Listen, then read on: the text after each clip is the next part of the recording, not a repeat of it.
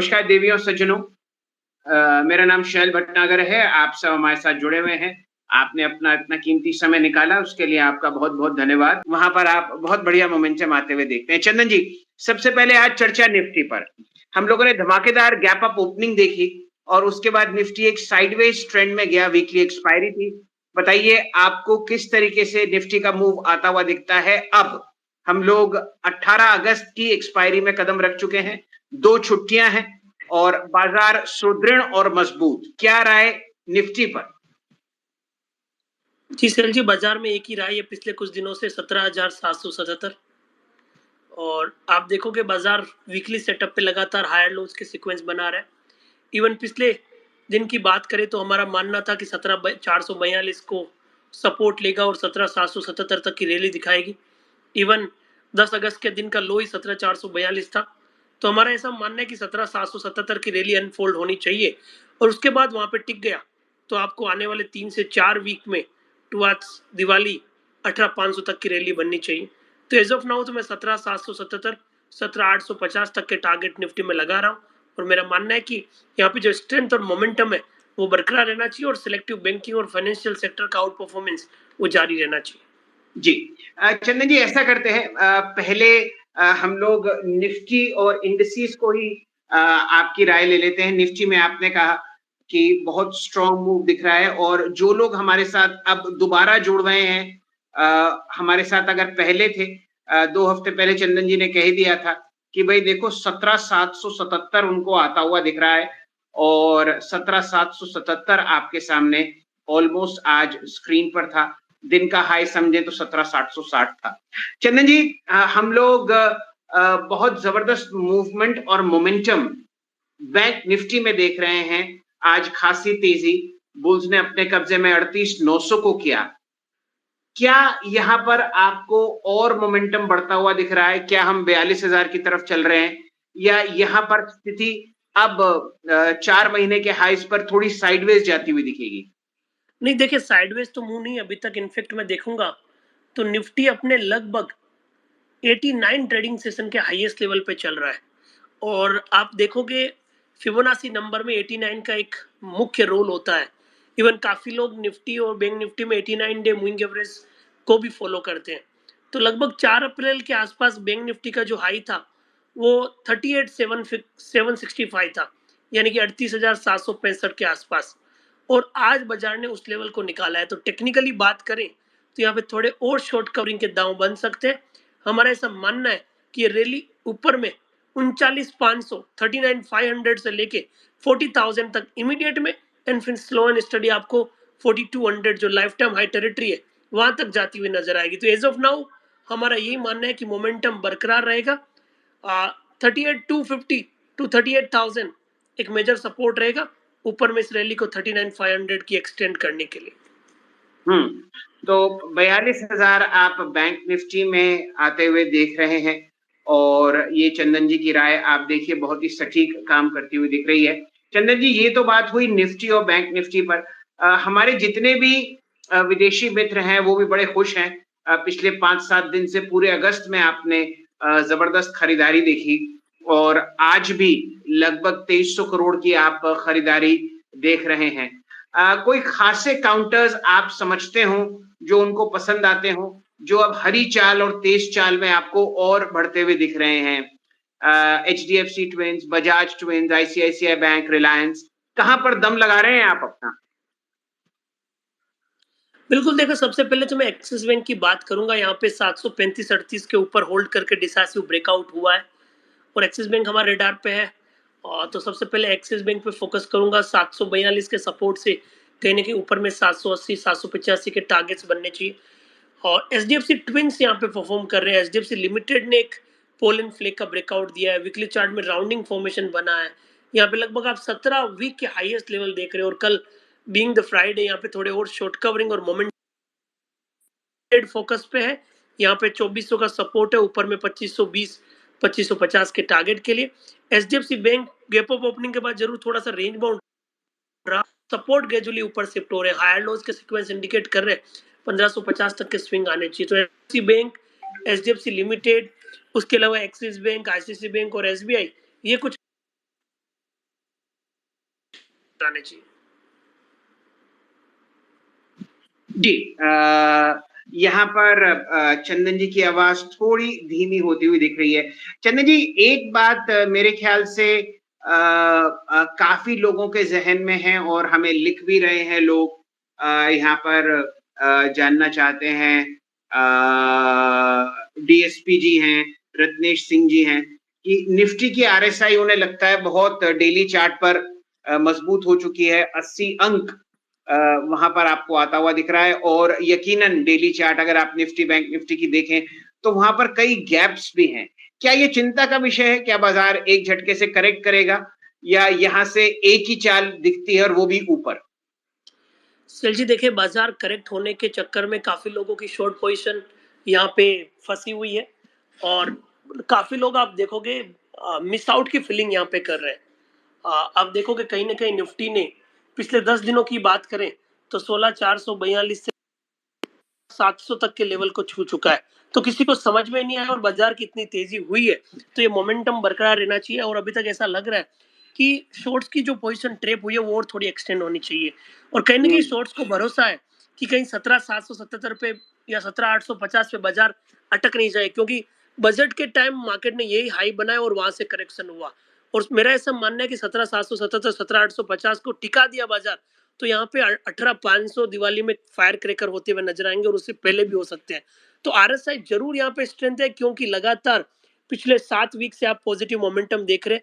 RSI कहीं ना कहीं रिलेटिव स्ट्रेंथ का मापदंड है, कि पिछले आरएसआई यूजली 14 का फॉर्मूला यूज करते हैं कि पिछले 14 दिनों में कितने गेन्स बने हैं कंपेयर टू कितने लॉसेस बने हैं। तो बाजार में वन साइडेड मूव है, इसलिए आरएसआई हमेशा स्ट्रॉन्ग रहेगा। तो जब आरएसआई हायर लेवल पे है तो दो चीजें ध्यान रखते हैं, एक तो स्ट्रेंथ है, दूसरा काफी लोग ओवरबोट की बातें करते हैं, बट मेरा ऐसा मानना है कि ओवरबोट मार्केट और ओवरबोट रह सकता है।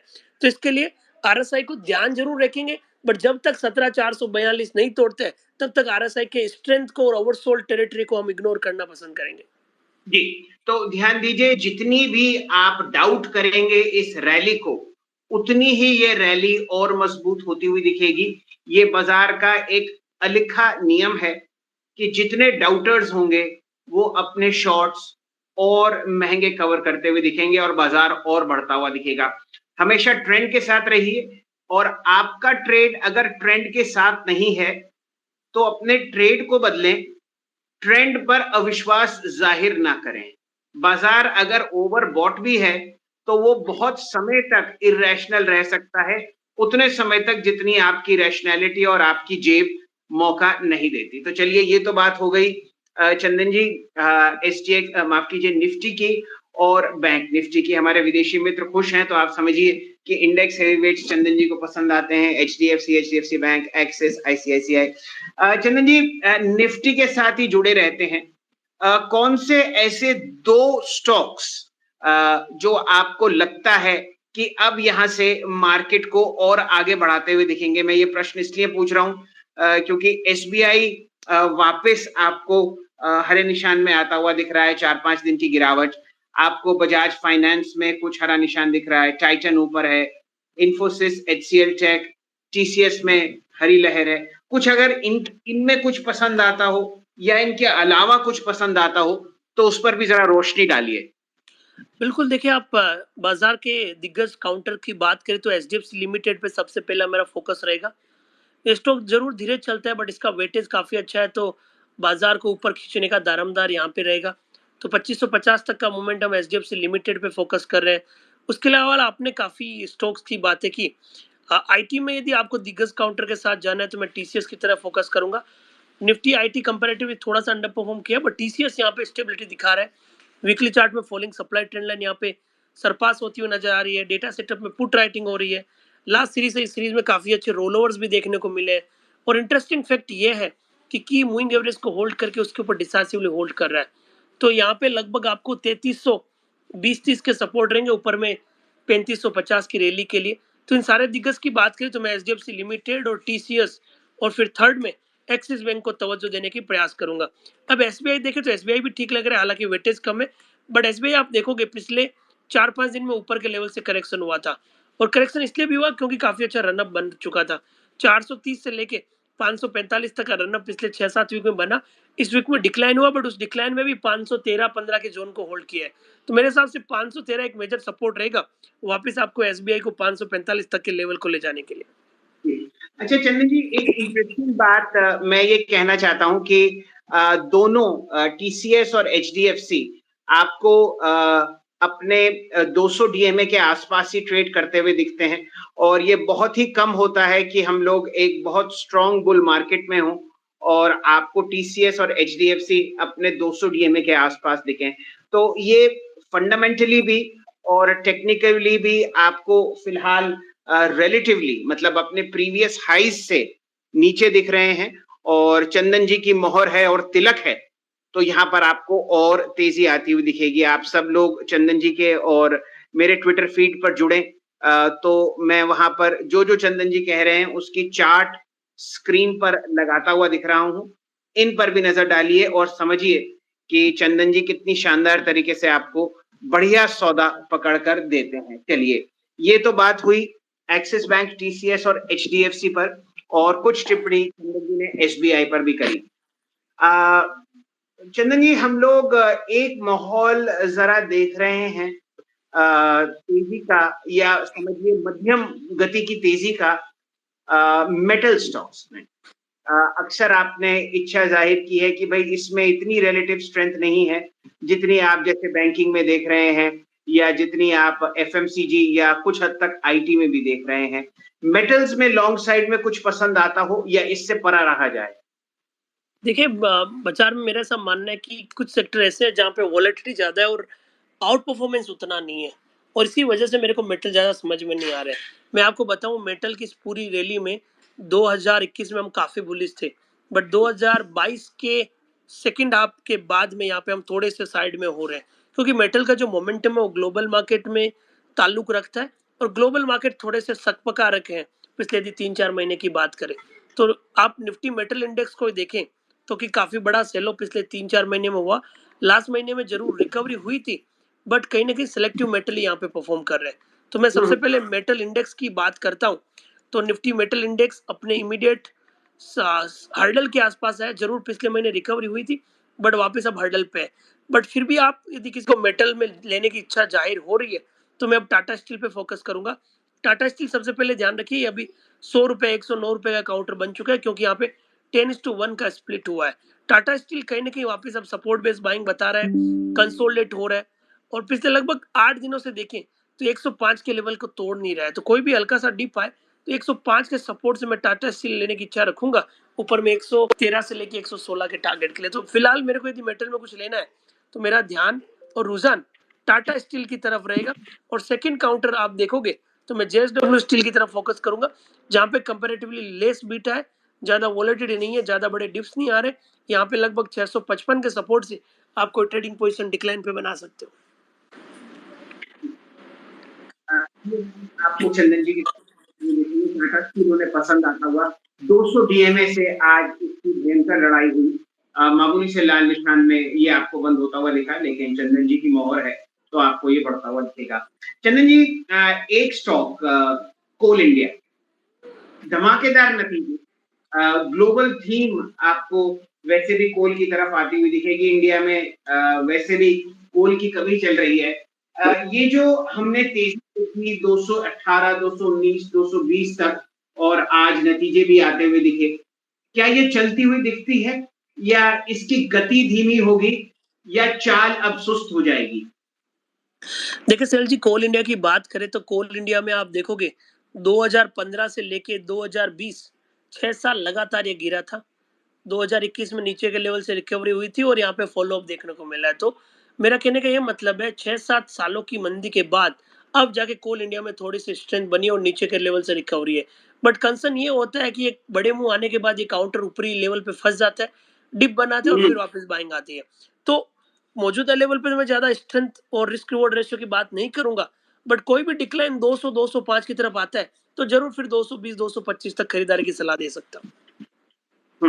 तो बाय ऑन डिक्लाइंस आपको आता हुआ दिख रहा है टाटा कोल इंडिया में। ध्यान दीजिए, अक्सर हम लोग ये देखते हैं कि सरकारी कंपनीज में डीप वैल्यू है और वो डीप वैल्यू में ही ये चार्ट्स चिपके हुए रहते हैं। तो चंदन जी की राय बहुत सटीक है कि भाई अब इसको गिरावट में खरीदें, इसका मोमेंटम चेज ना करें।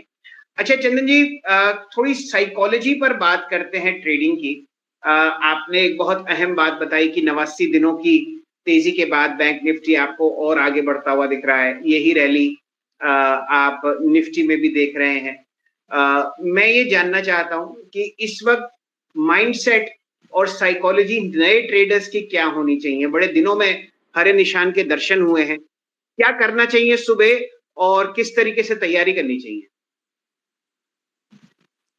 देखिए सेल जी, सबसे पहले तो यही सलाह रहेगी कि आपकी रिस्क एपेटाइट और आपकी ट्रेडिंग प्रोफाइल क्या है। यदि आप एक लंबी अवधि के निवेशक हैं, तो आपको छोटे-मोटे झटकों को अवॉइड करना चाहिए। अगेन आप लंबी अवधि के निवेशक हैं, तो आपको अब 16,000 में निफ्टी चाहिए, वो तो अब 16,000 पे है नहीं, और 16,000 पे आएगी तो आप घबरा के साइड में हो जाओगे, उस टाइम आपको 15,000 चाहिए।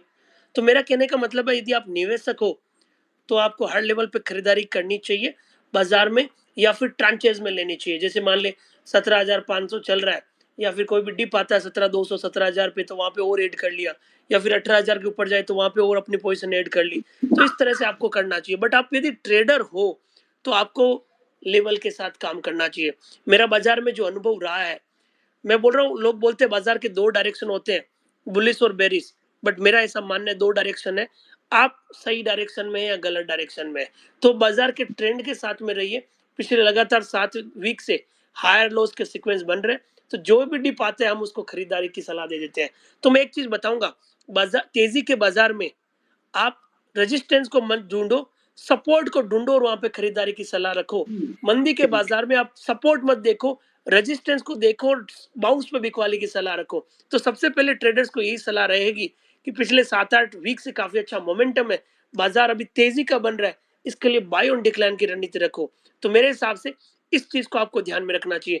उसके अलावा काफी निवेशक या ट्रेडर ऐसे भी है, उनको लग रहा है कि अब इतना चल गया, अब तो मार्केट गिरेगा, अब तो मार्केट गिरेगा, और वो शॉर्ट करते जाते हैं, शॉर्ट में एवरेजिंग करते जाते हैं। मेरा यही मानना है, जब तक मेजर सपोर्ट नहीं तोड़े, तब तक यहाँ पे मंदी की पोजीशन नहीं बनाए।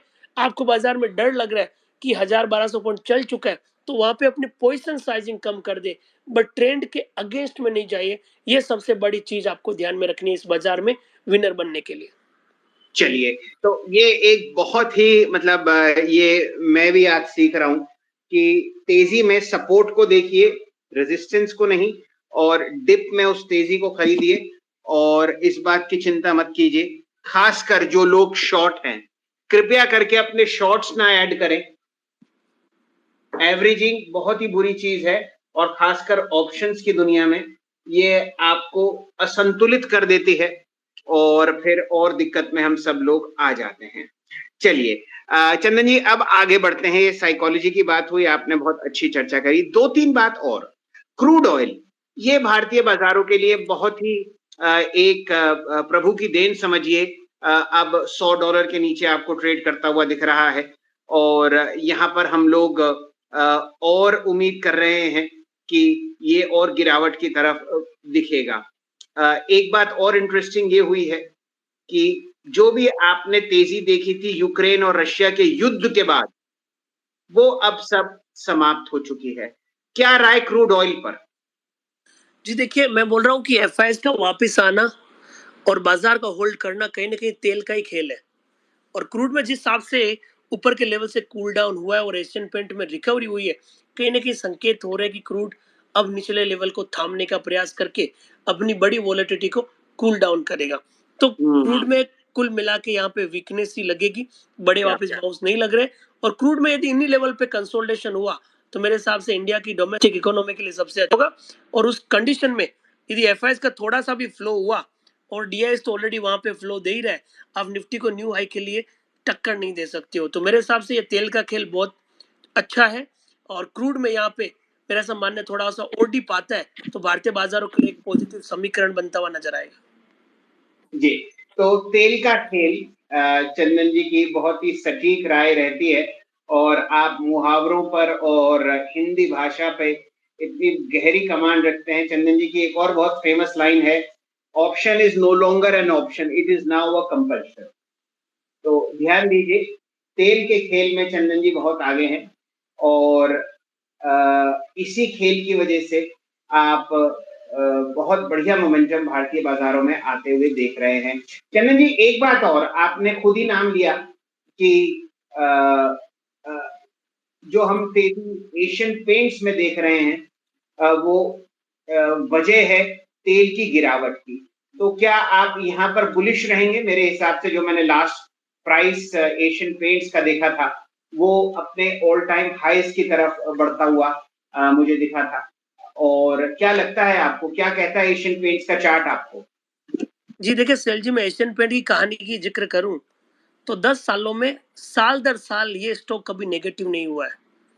2012 में 256 से शुरुआत हुई थी, उसके हाँ। बाद हर साल उठापटक के बाद दिसंबर एंड में पिछले साल के क्लोज के ऊपर रहा है।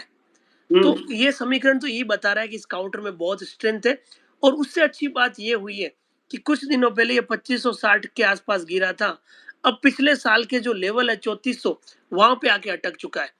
तो कहने का मतलब ये है कि एशियन पेंट में इतनी बड़ी गिरावट हुई थी, सबको लगा कि एशियन पेंट की क्या हालत हो गई है क्रूड की वजह से, बट पिछले जो 6 वीक में रिकवरी हुई है वो साफ संकेत दे रही है कि स्टॉक का जो ट्रेंड है year on year basis positive रहने का वो बरकरार है। तो मेरा ये मानना है काफी स्ट्रॉन्ग फंडामेंटल है, काफी स्ट्रॉन्ग सेटअप है, कोई भी डिप आता है खरीदें, वापस आपको 3550 से 3700 तक के टारगेट बनेंगे। चलिए, और डिप की बात चंदन जी ने कही, मैं आपको बता रहा हूँ पिछले 4 दिन से ये स्टॉक मामूली से लाल निशान में है और शायद इसी डिप को आपको खरीदना है। चंदन जी, आपने 10 साल का तजुर्बा बताया, क्योंकि मेरा समय जरा ज्यादा बीता है बाजार में। मैंने इस काउंटर को, एशियन पेंट्स को 1998 से देखा है। सन 2021 तक मैं आपको बताऊं, साल दर साल इसने, आप समझिए, पॉजिटिव रिटर्न दिया है ईयर ऑन ईयर। एक नेगेटिव रिटर्न आया था सन 2008 में जब ग्लोबल फाइनेंशियल मेल्टडाउन हुआ था, और इतनी जबरदस्त यहां पर तेजी है। कई साल तो ये 30%, 35%, 40%, 18%, 20% आपको साल दर साल बढ़ता हुआ दिखा। और यही वो काउंटर्स हैं जो आपको लंबी अवधि में बहुत ही भयंकर पैसा बना के देते हैं। तो चंदन जी की राय बहुत सटीक, यहाँ पर डिप्स को खरीदिए और कोशिश कीजिए आप यहाँ पर बढ़िया मोमेंटम में रहें। यहाँ पर हम लोग जो सॉफ्टवेयर इस्तेमाल करते हैं, वहां पर हम लोग एनुअल चार्ट नहीं बना पाते, लेकिन अगर एनुअल चार्ट बना पाते तो आपको दिखाते कि कितना जबरदस्त एशियन पेंट्स ने प्रॉफिट कमा के दिया है लंबी अवधि के निवेशकों को। चलिए, एशियन पेंट पर आपको एक और लंबी अवधि की कॉल आती हुई दिखी है। 4 दिन की गिरावट के बाद ये काउंटर अब तैयार है चंदन जी के अनुसार और तेजी की तरफ बढ़ने के लिए। चंदन जी, मिड कैप्स, पिछले 7 हफ्ते हमने रैली देखी ब्लू चिप्स में। अब small cap mid cap index थिरक रहे हैं तेजी में और आतुर हैं इस रैली में हिस्सा लेने के लिए। क्या लगता है, क्या कीजिए? देखिए मेरा ऐसा मानना है कि हमेशा मिड कैप में भी उन्हीं काउंटर में जाइए जहां पे रिलेटिव स्ट्रेंथ है, जहां पे बिगर टाइम फ्रेम पॉजिटिव है। और मैं आपको बताऊंगा 3 मिड कैप जो हमारे पसंदीदा है और लगातार हम बार बार उनकी चर्चा करते हैं। और मुझे ये भी उम्मीद है कि जितने भी व्यूअर्स है, जितने भी फॉलोअर्स है, उनको उन तीनों काउंटर्स के नाम याद है। सबसे पहले मैं टाटा एलेक्सी का जिक्र करूंगा, आईटी का बेताज बादशाह, कंटिन्यूसली यहाँ पे आउट परफॉर्मेंस है। स्टॉक का जो लाइफ टाइम हाई है वो 9700 के आसपास है और वो लाइफ टाइम हाई कल देखने को मिला था। और ये स्टॉक कहीं ना कहीं अब 10,000 के 5 डिजिट फिगर को निकालने के लिए तैयार है। 3 वीक पहले यहाँ पे एक सिमेट्रिकल ट्राइंगल का ब्रेकआउट हुआ था लगभग 8,300 8,400 के आसपास से, तब से हम लगातार यहाँ पे खरीदार की सलाह दे रहे हैं। ऑलरेडी यहाँ पे 10% 12% की रैली हो चुकी है, अभी भी यहाँ पे 10,000 की तरफ का मोमेंटम बनना चाहिए। वहीं आप दूसरे काउंटर्स की बात करें तो जेके पेपर हमें अच्छा लग रहा है। जेके पेपर हम काफी दिनों से हम सजेस्ट कर रहे हैं, अभी भी 300 के लेवल से हम सजेस्ट कर रहे थे। कल भी यहाँ पे पॉजिटिव मूव था, आज भी पॉजिटिव मोमेंटम है, लगातार खरीदार की सलाह दे रहे हैं। कोई भी 415 420 की तरफ डिप आता है तो 405 के स्टॉप लॉस से 470 के अपसाइड यहाँ पे बनेंगे। तो पहले काउंटर का मैंने जिक्र किया टाटा एलेक्सी, दूसरा जिक्र किया जेके पेपर, और तीसरा नाम मैं लेना चाहूंगा फाइनेंशियल में पूना वाला फिनकोप। पूना वाला फिनकोप में पॉजिटिव प्राइस पैटर्न है, लगातार पिछले 7 वीक से हायर लोज बन रहे। आज के मुंह से पहले 6 दिन का डिक्लाइन हुआ उस डिक्लाइन में 263 265 के हायर वेज बनाए, तो अब यहाँ पे 270-72 के मेजर सपोर्ट शिफ्ट हो रहे 300 और 315 की रैली के लिए। तो जेके पेपर, पूना वाला और टाटा एलेक्सी 3 मिड कैप है जहाँ पे स्ट्रेंथ है, मोमेंटम है और आउट परफॉर्मेंस भी आपको देखने को मिलेगा। चलिए, इनको मैंने चंदन जी आपके ट्विटर हैंडल पर और अपने ट्विटर हैंडल पर ऑलरेडी डाल दिया है। ये 3 काउंटर्स हैं जो आपको पसंद आते हैं। लिस्ट लंबी होती जा रही है। उससे पहले आपने जिक्र किया एशियन पेंट्स का, उससे पहले एचडीएफसी, टीसीएस और आपने रुझान जताया तेजी का एक्सिस बैंक पर। तो ये कुछ मोमेंटम है जो आपको लॉन्ग साइड पर मिड कैप्स और लार्ज कैप्स में आते हुए दिख रहे हैं। चंदन जी, बात अधूरी रह जाएगी कि अगर जिक्र रिलायंस का ना हो। हम लोग देख रहे हैं कि स्टॉक बढ़िया तरीके से 2450 से अब 2600 तक पहुंच गया है, लेकिन इसकी चाल मुकाबले निफ्टी के मुकाबले और फ्रंटलाइन काउंटर्स की सुस्त रही है। क्या राय रिलायंस पर? बिल्कुल, देखिए रिलायंस बाजार का दिग्गज है और इसलिए इसकी चाल भी हाथी की तरह थोड़ी सी स्लो रहती है। बट मेरा ऐसा मानना है, एक बार अब ढंग से 2610-15 के ऊपर क्लोज दे दिया तो यहाँ पे ये बाजार को बड़ी तेजी दिखाता हुआ नजर आएगा।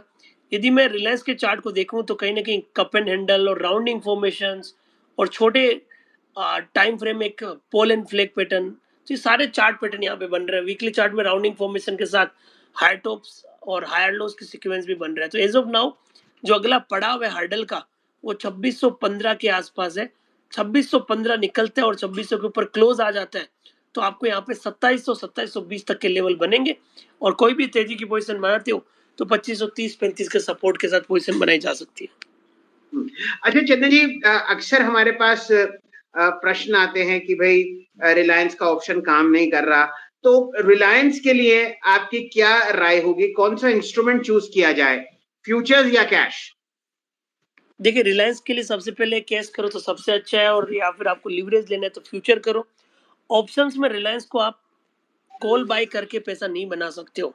यदि आप करते भी हो तो आपको बॉटम पे एक टर्न लेता है तभी जाके आप वहां पे पिक कर सकते हो, क्योंकि रिलायंस की कंसर्न ये होती है कि ये स्टॉक 2 दिन चल के फिर अटक जाता है, और जब अटक जाता है तो आप समझ सकते हो कि ऑप्शन की सबसे बड़ी प्रॉब्लम है टाइम डिके, और ऑप्शन की प्रॉपर्टी भी वही है की वजह से आपका प्रीमियम अटकेगा, स्टॉक अटकेगा तो प्रीमियम भी डिक्लाइन हो जाएगा। मैं आपको उदाहरण के तौर पे बताऊं, 2600 की कॉल का मैं प्राइस बिहेवियर देख रहा हूँ। रिलायंस अभी लगभग आप देखोगे तो 2590 के आसपास चल रहा है, और वैसे आप देखोगे तो ये स्टॉक अपने लगभग 30-35 दिनों के हाईएस्ट लेवल के आसपास है। जब कोई स्टॉक 30-35 दिनों के हाईएस्ट लेवल के आसपास है तो उसके ऑप्शन में भी मूवमेंट होना चाहिए। बट आपको मैं आश्चर्य की बात ये बताऊं कि इसका ऑप्शन पिछले 6-7 दिनों के लोवेस्ट लेवल पे है, क्योंकि यहाँ पे ऑप्शंस के प्रीमियम नहीं हो रहे हैं, वोलेटिलिटी और टाइम डे के यहाँ पे हर्ट हो रहे हैं। तो रिलायंस में नेकेड ऑप्शन खरीद के आप ट्रेड नहीं कर सकते हो।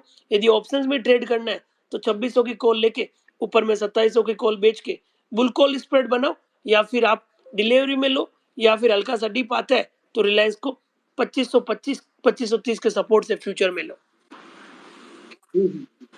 चंदन जी, ये तो बात आरआईएल की हुई, और कुछ समय से बीपीसीएल, एचपीसीएल, आईओसी में भी आप अच्छा मोमेंटम देख रहे हैं। यहाँ पर कुछ लॉन्ग पोजीशंस हैं या ये सिर्फ वही दमकते चमकते जुगनू है जो बारिश में दिखते हैं और इनसे परा रहा जाए?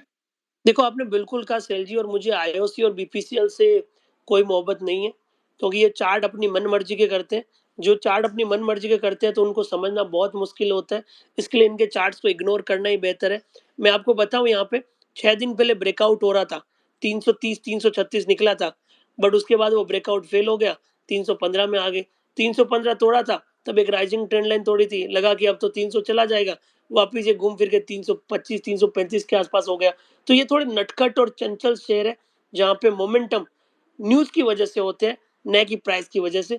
तो मेरा ऐसा मानना है कि अब जब तक 333 के ऊपर बीपीसीएल नहीं टिकता है, यहाँ पे कोई अग्रेसिव रुझान नहीं रहेंगे, छोटे मोटे मूव यहाँ पे देखने को मिलेंगे, तो बीपीसीएल को इस वजह से मैं अवॉइड करने की सलाह दूंगा।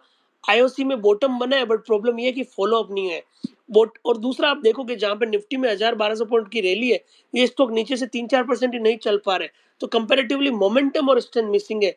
तो आप ऑयल की बजाय गैस स्टॉक की बात करें, तो यहाँ पे आईजीएल और एमजीएल 2 काउंटर है, जो हमें काफ़ी अच्छे लग रहे हैं। हालाँकि मोमेंटम आ चुके हैं आज के दिन, बट उसके बावजूद भी इन काउंटर में स्ट्रेंथ है, बड़े ब्रेकआउट्स हुए हैं, तो इसके लिए आपको एमजीएल 900-920 के टारगेट दिखाएगा और आईजीएल लगभग 420-425 के टारगेट दिखाएगा। जी, चलिए ये 2 काउंटर्स आपको चंदन जी अपनी तरफ से दे रहे हैं, ध्यान दीजिए। बहुत ज़बरदस्त पिचाई के बाद इंद्रप्रस्थ गैस और महानगर गैस अब अपना सर्व के माफिक सर उठाते हुए दिख रहे हैं और यहाँ पर आप बढ़िया मूव फिलहाल स्क्रीन पर देख सकते हैं। चंदन जी और 2-3 स्टॉक्स मैं बैंक्स पर आपका ध्यान और रुझान वापस लाऊँगा। 2 काउंटर कैनरा बैंक और बीओबी दर्शकों को और चार्टिस्ट को और टेक्निकल ट्रेडर्स को लुभाते हुए क्या यहाँ पर तेजी और बढ़ सकती है, क्योंकि आपने लक्ष्य दिया लगभग 40,000 का बैंक निफ्टी पर। ये दोनों काउंटर कैनरा और बैंक ऑफ बड़ौदा हिस्सा लेंगे क्या? देखिए जब बड़े दिग्गज चलेंगे तो छोटे काउंटर भी पीछे नहीं रहेंगे, इनमें भी चाल बनेगी। बट ध्यान रखें इनमें अग्रेसिव पोजीशन नहीं बनाए, ये चलते हैं फिर अटक जाते हैं फिर नीचे आते हैं, तो इन सब काउंटर्स तो डिप मार के फिर टर्न करे तब लेने लायक बनते हैं। जैसा कि एसबीआई देखो ऊपर के लेवल से 4-5 दिन डिक्लाइन हुआ, अब जाके वापस सपोर्ट ले रहा है। तो आज के दिन किसी ने लिया उसको जरूर 3 से 5% का रिटर्न बन जाएगा, बट ऊपर में लिया तो वो उस प्राइस को देख रहा है। तो इन काउंटर को टाइमिंग करना बहुत जरूरी है, बट यस ओवरऑल बड़े टारगेट बैंक निफ्टी में है, तो यहाँ पे भी सपोर्ट बनेंगे। केनरा बैंक मेरा मानना है कि 220-221 का सपोर्ट से 245 तक के लेवल दिखाएगा। वहीं बैंक ऑफ बड़ौदा की भी आप बात करते हो, तो बैंक ऑफ बड़ौदा में भी आप पॉजिटिव प्राइस पैटर्न देख रहे हो। बैंक ऑफ बड़ौदा कहीं न कहीं एक स्ट्रॉन्ग काउंटर बन रहा है। पिछले 3-4 दिन के हल्के से डिप में 116, 117 के सपोर्ट बने, तो 117 सपोर्ट रहेगा 130 के टारगेट के लिए। तो Canara bank, bank of Baroda banking में ठीक लग रहे हैं। बैंक ऑफ बड़ौदा में ज़्यादा स्ट्रेंथ है। बैंक निफ्टी के जब दिग्गज चलेंगे, तो इन काउंटर्स में भी थोड़े बहुत मोमेंटम बनेंगे, जो मौजूदा लेवल से 3 से 5-6% की रैली दिखा सकते हैं। जी चंदन जी ये तो आपका कम अवधि का व्यू कैनरा बैंक और बैंक ऑफ बड़ौदा में है। क्या ये डीप वैल्यू स्टॉक्स पोर्टफोलियो के लिए फिलहाल तैयार हैं या इनसे परे रहें? जब बहुत सस्ते हो इन्हें ट्रेड करें और जब सस्ते हो जाए तो बेच दें। देखो आप सही बोल रहे हो। यूजुअली मैं देखूं पीएसयू जब चलते हैं तो मेरे को बाजार में थोड़ी सकपकाहट और डर लगता है, क्योंकि पीएसयू में आप कभी भी पूछोगे मैं तो एसबीआई को तवज्जो दूंगा। बैंक ऑफ बड़ौदा, केन बैंक आप ले सकते हो, बट इनमें फटाफट आपको एंट्री एग्जिट चाहिए। जहां फंसे निकल जाओ, मोमेंटम है आप प्ले कर लो। ये आपकी T20 की तरफ है, जब तक बॉल बल्ले पे आ रहे उठा दो, नहीं हो रहा है तो आउट हो जाओगे। तो इस तरह से इनको ट्रेड करना चाहिए। तो मेरा ऐसा मानना है कि आपको सेफ्टी और मोमेंटम पीएसयू में दोनों चाहिए, तो एसबीआई की तरफ जाओ। सेकंड में आप बैंक ऑफ बड़ौदा देख सकते हो, बट ध्यान रखिए जब केन बैंक और दूसरे काउंटर की बात करते हो, तो यहाँ पे थोड़ा सा आप पोजिशन उसी हिसाब से बनाए कि एक वॉलेटिलिटी का रिस्क आप बेयर कर पाओ। चलिए ये बहुत ही सटीक राय है कैन बैंक, बीओबी और एसबीआई पर। तो जो दर्शक और ट्रेडर्स इनमें कदम रखते हैं बहुत ही सोच समझकर इसमें आगे बढ़े, खासकर कैनरा बैंक में ये चंदन जी की राय आती हुई दिख रही है। चंदन जी प्रश्नों की झड़ी लगी हुई मैं कुछ आपके सामने पेश करता हूं। एक और बहुत ही समझिए दिक्कत वाला काउंटर रहा, वो है आईईएक्स। इतना जबरदस्त यहाँ पर ओवर वैल्यूएशन था और उसके बाद आ गया स्टॉक स्प्लिट, तो ये रिटेल के डीमैट में पहुंच गया। बहुत लोग मेरे से भी सवाल पूछते हैं कि भाई आईईएक्स में क्या करें। लंबी अवधि की चार्ट्स क्या सुनाती हैं आपको आईईएक्स के बारे में चंदन जी? देखिए आईएक्स हमारा एक प्रिफर्ड काउंटर होता था पहले, और काफी अच्छी तेजी हमने यहाँ पे इसमें प्ले की है। मुझे याद है इस काउंटर में लगभग डबल तक के मोमेंटम हमें मिले थे, बट अभी पिछले 3-4 महीनों से मुझे काउंटर नहीं समझ में आ रहा है। सेटअप यहाँ पे थोड़ा बिगड़ा हुआ है। जरूर सबके पोर्टफोलियो में काउंटर रहेगा, तो लॉन्ग टर्म के लिए ध्यान रखें। ट्रेडिंग के लिहाज से मुझे नहीं समझ में आ रहा है। एज ऑफ नाउ आप इसको 170 के ऊपर निकालिए, तभी मुझे 185, 195 तक के टारगेट समझ में आएंगे। जब तक 170 नहीं निकलते, मैं इस काउंटर को थोड़ा अवॉइड करके दूसरे सेक्टर या दूसरे स्टॉक पे फोकस करूंगा। वहीं आप देखो कि यहाँ पे अब 3 महीने की बिकवाली के बाद लास्ट महीने डोजी पैटर्न बना है, बट कंसर्न डोजी का नहीं है, कंसर्न है कि पूरा मार्केट चला फिर भी यहाँ पे फॉलोअप नहीं है। तो मैं क्लोजली यहाँ पे लगभग 170 के लेवल को वॉच करूंगा। उसके ऊपर आईएक्स को टिकना जरूरी है, तभी यहाँ पे तेजी की चाल बननी चाहिए। चलिए काफी चर्चाएं हुई और अब 9:35 हो चुके हैं। चंदन जी 1-2 प्रश्न देंगे, आप भी भोजन के लिए आतुर होंगे और कल की तैयारी करनी है। मैं बस ये अपने दर्शकों को बताना चाह रहा था कि ये जो वीकेंड आ रहा है अगस्त 13 से अगस्त 15 का, चंदन जी और मैं बहुत लोगों के लिए एक शानदार ऑप्शंस की क्लास कर रहे हैं 3 घंटे रोज। और यहाँ पर आप सीखेंगे कौन सा ऑप्शन कब खरीदना है, क्यों खरीदना है, किस तरीके से पोजीशन साइजिंग करनी है, किस तरीके से कैश मैनेजमेंट करना है, और क्या ऐसी 5 या 6 चीजें हैं जो आप ऑप्शन की बाइंग या सेलिंग में करने से पहले ध्यान देंगे। चंदन जी, आपके कुछ शब्द। बिल्कुल सेठ जी, देखिए सबसे पहले तो मैं ये बताना चाहूंगा सेठ जी कि ये मेरा पहला वर्कशॉप है। काफी बाजार में अनुभव रखता हूँ, बट कभी भी सिखाने का तजुर्बा और सिखाने का एक्सपीरियंस मुझे नहीं मिल पाता, हालांकि बाजार में बहुत अच्छी पकड़ है। दूसरा मैं ये बोलना चाहता हूँ कि सीखे बिना बाजार में ट्रेड करना और बाजार में टिक पाना बहुत टफ रहता है।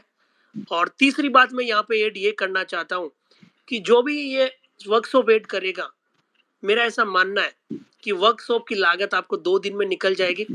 क्योंकि मैं यहाँ पे तजुर्बा इसलिए बोल रहा हूँ कि जैसा कि ट्विटर पे लोग मुझे फॉलो करते हैं, टेलीग्राम में फॉलो करते हैं, और स्पेशली शायद आप जानते होंगे थर्सडे को लोग फेस्टिवल के रूप में मनाते हैं, हीरो जीरो ट्रेड को फॉलो करते हैं। और पिछले 4 महीने का रिकॉर्ड बनाऊं, पिछले 4 महीने में हार्डली 1 या 2 हीरो जीरो ट्रेड गलत हुई है, और जिसमें भी पूरा सेटअप और रिस्क रिवॉर्ड रेशियो के साथ ट्रेड करते हैं। तो मेरा कहने का मतलब है कि बाजार में पैसा तभी बन सकता है जब आप खुद एग्जीक्यूशन की स्टाइल समझे। और हालांकि आप किसी के भरोसे काम कर सकते हैं, बट यदि खुद में एग्जीक्यूशन का स्टाइल हो तभी कन्विक्शन के साथ बड़ा ट्रेड किया जा सकता है। और स्पेशली ऑप्शन की महाभारत ऐसी है कि आप किसी के सजेशन से पैसे बना सकते हो, बट काफी बार आप खुद करके पैसे गंवा सकते हो और नेट टू नेट जीरो हो जाते हो।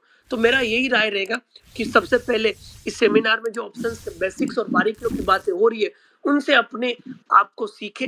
मेरे हिसाब से ऑप्शन में सीखना बहुत जरूरी है। ऑप्शन में सीखना वैसे ही है जैसा कि आपको गाड़ी नहीं चलाना आता है, आप हाईवे पे ले गए, आपको समझ में आ जाएगा क्या हो जाएगा। या फिर आप स्विमिंग पूल में गए, आपको तैरना नहीं आता है और आप 7-8 फुट गहरे पानी में चले गए, तो फिर मार्केट में लोग बोलते हैं कि ऑप्शन में ट्रेड करना और डेरिवेटिव्स में ट्रेड करना बहुत रिस्की है। तो कोई भी चीज हो जहां पे रिस्क है, वहां पे स्किल सेट होना जरूरी है।